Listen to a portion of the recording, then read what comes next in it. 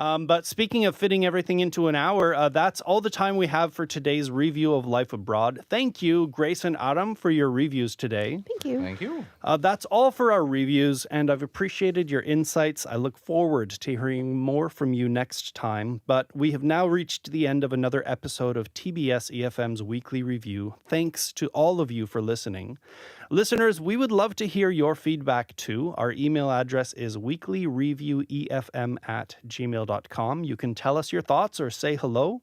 The team will be back again next week, Saturday at 9 a.m. with more feedback and constructive criticism on all your favorite TBS EFM programs.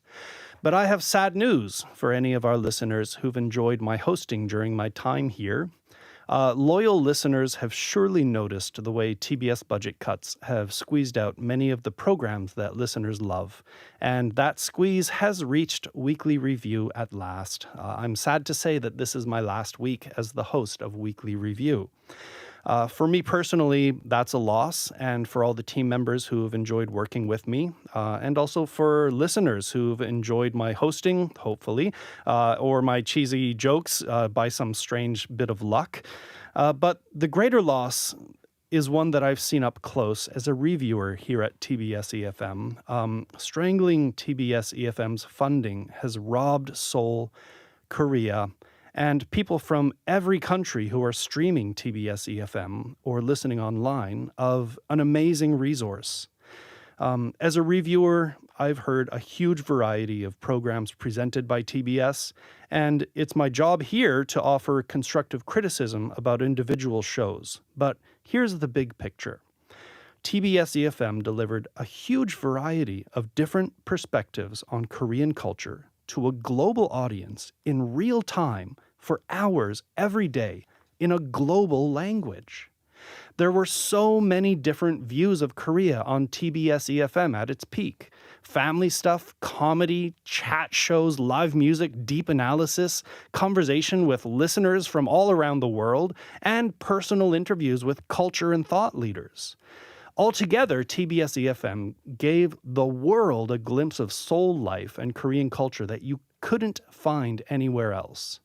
Now, I'm not here to talk about the politics connected to the TBS budget or the TBS EFM budget. I am here to say that there's a richness of Korean life that TBS could show because it had the freedom to make the programs it chose.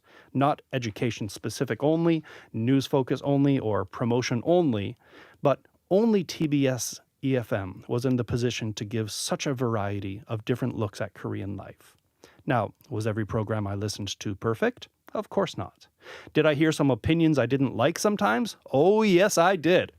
But Seoul as a global city is culturally poorer for letting TBS EFM suffocate from budget cuts.